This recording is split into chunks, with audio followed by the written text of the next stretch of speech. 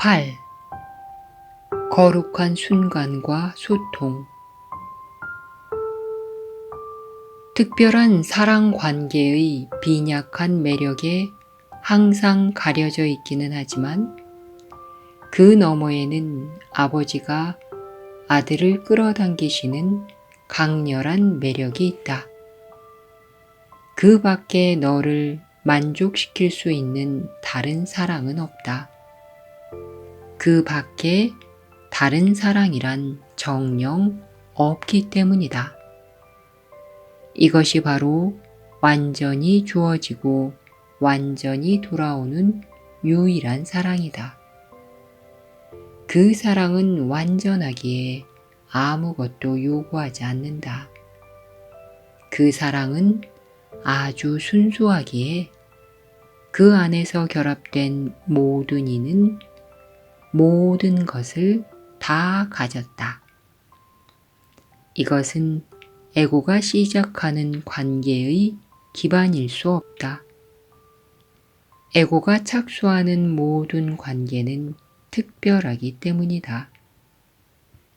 에고는 무언가를 얻기 위해서만 관계를 맺으며 주는 자를 죄의식을 사용해서 자신에게 묶어두려 한다. 에고는 어떤 관계도 분노 없이 시작할 수 없다. 에고는 분노가 친구를 만들어준다고 믿기 때문이다. 에고는 이렇게 말하지는 않지만 이것이 정녕 에고의 목적이다. 에고는 죄의식을 느끼게 만듦으로써 무언가를 얻어내서 간직할 수 있다고 정말로 믿기 때문이다. 이것이 에고의 유일한 매력이다.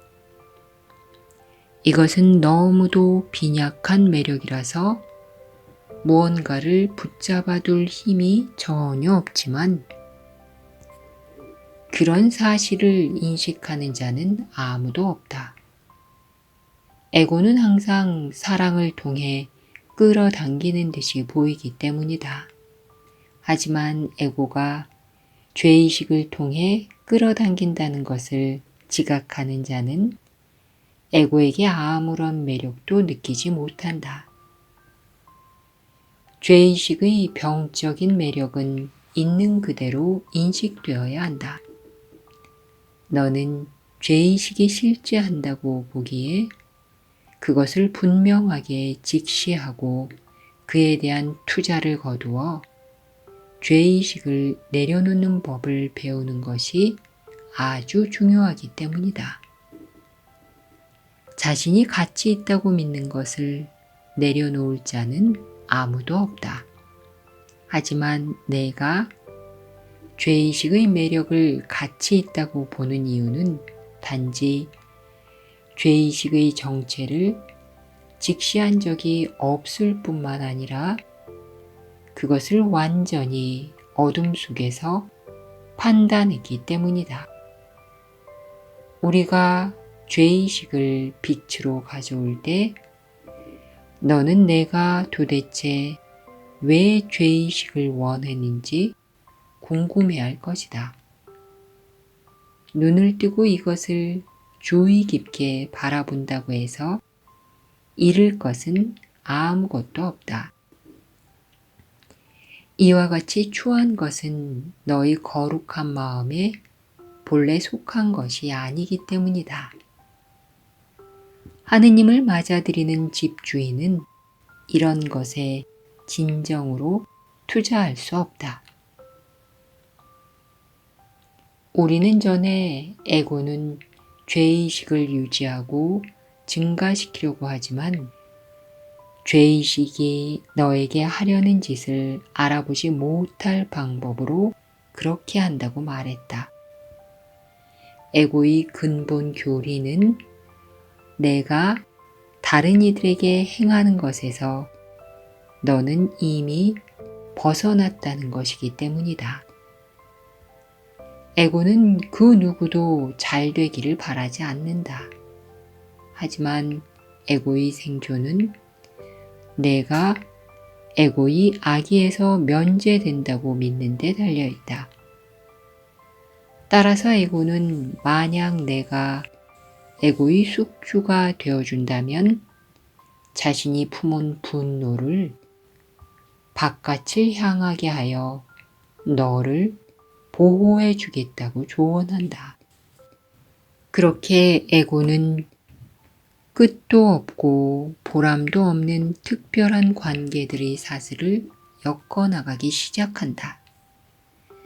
그 관계들은 분노로 날조되었으며 바깥에다 분노를 더 많이 쏟아부을수록 내가 더 안전해진다는 단 하나의 미친 믿음에 받쳐졌다. 바로 이 사슬이야말로 하느님의 아들을 죄의식에 올가매는 것이며 바로 이 사슬이야말로 성령이 그의 거룩한 마음에서 제거하려는 것이다. 이 야만적인 사슬은 하느님이 머무실 집 주인으로 선택받은 자에게 속하지 않기 때문이다. 그는 자신을 에고의 숙주로 만들 수 없다. 그의 해방의 이름으로 그리고 그를 해방시키려는 성령의 이름으로 에고가 궁리해내는 관계들을 더 자세히 직시하고 성령께 그 정확한 판단을 맡기자. 그 관계들을 직시한다면 너는 그것들을 기꺼이 성령께 드릴 것이 확실하다. 너는 성령이 그 관계들로 무엇을 만들어낼 수 있는지 모르지만 먼저 내가 그 관계들로 무엇을 만들어냈는지 기꺼이 지각하려 한다면 그것을 기꺼이 알아내려 할 것이다. 에고가 맺는 모든 관계는 어떤 식으로든 에고가 자신을 희생함으로써 더 커진다는 아이디어에 기반을 둔다. 에고가 정화로 여기는 희생은 실제로 에고가 쓰디쓴 원한을 품게 만드는 근원이다. 왜냐하면 에고는 직접적으로 공격하여 자신이 정말로 갖고 싶은 것을 즉시 얻는 것을 훨씬 더 좋아하기 때문이다. 하지만 에고는 자신이 보는 대로의 실제를 인정하며 직접적인 공격을 사랑으로 해석할 사람은 아무도 없다는 것을 인식한다. 실제로 다른 사람이 죄의식을 느끼게 만드는 것은 직접적인 공격이지만 그렇게 보이지는 않는다. 죄의식을 느끼는 자는 공격을 예상하며 이렇게 공격을 요청했기에 공격의 매력을 느끼기 때문이다. 이런 정신 나간 관계에서는 내가 원하지 않는 것의 매력이 내가 원하는 것의 매력보다 훨씬 더 강해 보인다. 각자는 자신이 상대방에게 무언가를 희생했다고 생각하며 그 때문에 상대방을 증오한다. 하지만 바로 이것이 그가 원한다고 생각하는 것이다. 그는 상대방과 전혀 사랑에 빠진 것이 아니라 그저 자신이 희생과 사랑에 빠졌다고 믿을 뿐이다. 그는 자신에게 요구한 이 희생 때문에 상대방에게 죄의식을 받아들이고 그도 마찬가지로 희생하라고 요구한다. 이제 용서는 불가능해진다. 에고는 다른 사람을 용서하면 그를 잃는다고 믿기 때문이다. 에고가 자신의 모든 관계를 결속시켜주는 죄의식을 확실히 지킬 수 있는 유일한 방법은 용서 없는 공격뿐이다. 하지만 그들은 단지 함께 있는 듯이 보일 뿐이다. 에고에게 관계란 그저 몸들이 함께 있는 것을 의미하기 때문이다. 에고가 요구하는 것은 항상 육체적인 친밀함이다. 그리고 에고는 마음이 어디를 가든 어떤 생각을 하든 중요하지 않다고 보기에 그것에 이의를 제기하지 않는다. 몸이 곁에 있어서 에고의 희생을 받는 한 에고는 만족한다. 에고에게 마음은 사적이며 몸만이 공유될 수 있다. 아이디어는 기본적으로 에고의 관심 대상이 아니다. 아이디어가 다른 이의 몸을 가까이 끌어오거나 멀리 밀어내는 경우를 제외하면 말이다. 에고는 아이디어를 이런 측면에서 좋다거나 나쁘다고 평가한다. 다른 이를 죄 있게 만들어서 죄의식을 통해 잡아둘 수 있는 아이디어는 좋다. 그를 죄의식에서 해방시키는 아이디어는 나쁘다. 그러면 상대방은 더 이상 몸들이 소통한다고 믿지 않을 것이며 따라서 가버릴 것이기 때문이다. 고통과 희생은 에고가 모든 연합을 축복하려는 선물이다. 그리고 에고의 재단에서 연합되어 있는 자들은 연합의 대가로 고통과 희생을 받아들인다. 외로움에 대한 두려움에서 태어났지만 외로움을 지속시키는 데 바쳐진 분노의 동맹 속에서 그들은 상대방 안에서 죄의식을 증가시킴으로써 자신은 죄의식에서 벗어나려고 한다. 그들은 그것이 자신 안에서 죄의식을 줄여준다고 믿기 때문이다. 상대방은 항상 그들을 공격하고 상처를 주는 듯이 보인다. 어쩌면 사소하게, 어쩌면 무의식적으로 그럴 수 있지만 희생을 요구하는 것은 결코 잊지 않는다. 에고의 재단에서 결합된 자들의 격렬한 분노는 내가 알아차릴 수 있는 수준을 훨씬 뛰어넘는다. 왜냐하면 너는 에고가 정말로 무엇을 원하는지 깨닫지 못하기 때문이다. 분노에 휩싸일 때마다 너는 에고가 축복한 특별한 관계를 맺었음을 확신해도 좋다. 분노는 정녕 에고의 축복이기 때문이다.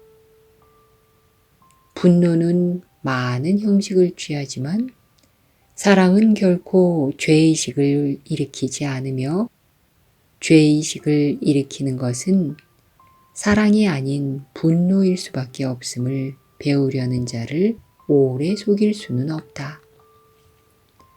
모든 분노는 단지 누군가로 하여금 죄의식을 느끼게 만들려는 시도에 불과하다. 그리고 이런 시도는 에고가 특별한 관계를 위해 받아들이는 유일한 근거다. 죄의식은 에고가 가진 유일한 필요다. 그리고 내가 에고와 동일시하는 한 계속 죄의식의 매력을 느낄 것이다. 하지만 몸과 함께 있는 것은 소통이 아님을 기억하라. 그렇다고 생각한다면 너는 소통에 죄의식을 느낄 것이며 성령의 음성에서 내가 소통해야 할 필요성을 인식하고는 그 음성을 듣는 것을 두려워할 것이다.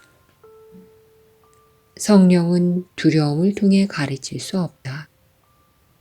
소통이 너 자신을 홀로 있게 만드는 것이라고 믿는 한 성령이 어떻게 너와 소통할 수 있겠는가? 소통을 하면 내가 버려질 것이라는 믿음은 제정신이 아니다. 하지만 너는 정말로 그렇게 믿는다.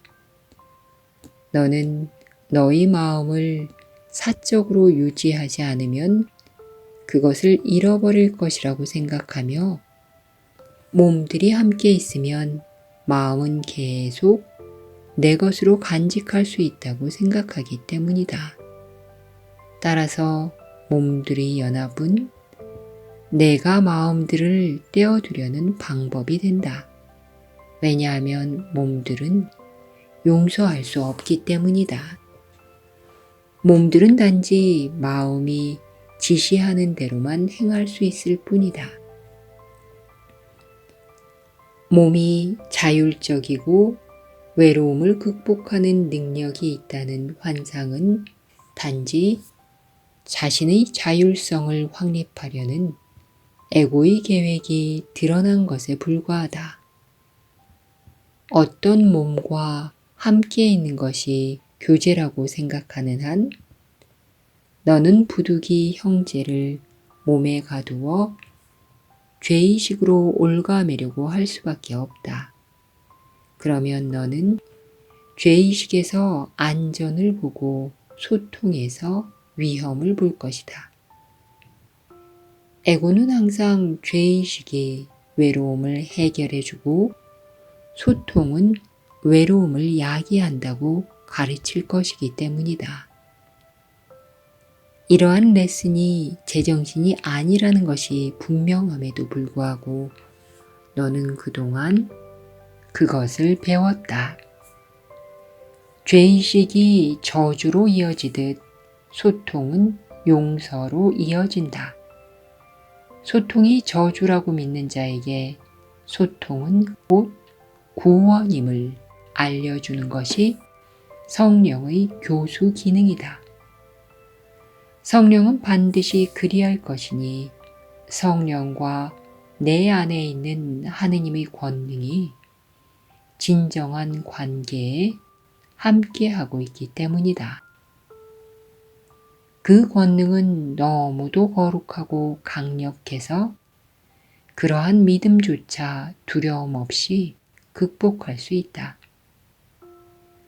거룩한 순간을 통해 불가능해 보이는 것이 성취되어 그것이 불가능한 것이 아님을 분명히 보여준다.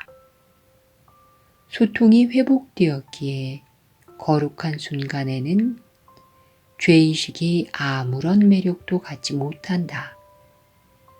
그 유일한 목적이 소통의 중단인 죄의식은 여기에서 아무런 기능도 없다. 여기에는 은폐도 없고 사적인 생각도 없다. 소통하려는 용의가 거룩한 순간으로 소통을 끌어당겨서 외로움을 완벽하게 극복한다. 여기에 완벽한 용서가 있다. 너는 다른 사람이 너의 완성에서 차지하는 역할의 가치를 갑자기 인식하여 그 누구도 너의 완성에서 배제하려 하지 않기 때문이다. 너는 너의 온전성의 보호 안으로 모든 일을 초대하여 반가이 맞아들인다. 너는 너의 완성이 곧 하느님의 완성임을 이해한다. 하느님의 유일한 필요는 내가 완성되게 하는 것뿐이다. 너의 완성은 내가 하느님의 완성을 자각할 수 있게 해주기 때문이다. 바로 여기에서 너는 창조된 그대로 지금 있는 그대로의 너를 경험한다.